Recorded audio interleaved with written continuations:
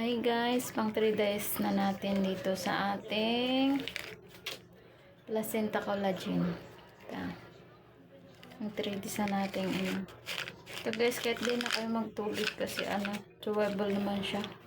Para lang siya, para kang kumakain ng candy na uhaw. Bango pa. Yan o.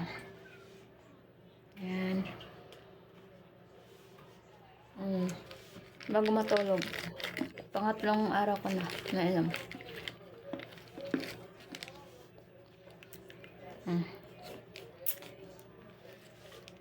Parang lang talaga siya guys.